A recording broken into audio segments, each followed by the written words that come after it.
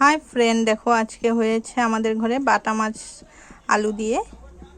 আজকেও বাটা মাছ আনছে, কালকে ভালো হয়েছিল তার জন্য। আর সাথে রয়েছে মাংস। দেখো সাথে আছে মুরগির মাংস করব।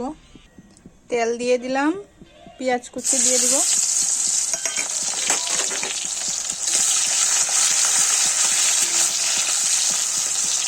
পেঁয়াজটা লাল লাল হলে মশলা দিব।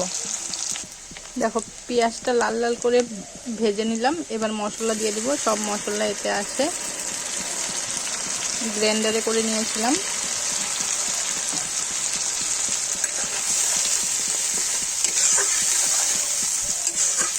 এবার মশলাটা ভাজা হলে মাংস দিয়ে দিব এটাতে। দেখো এবার মাংসগুলো দিয়ে দিব।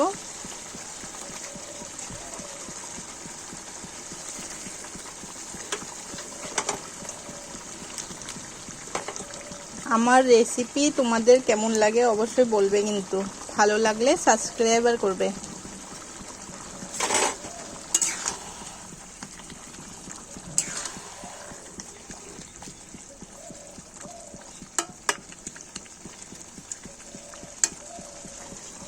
স্বাদ মতন নুন দিয়ে দিব।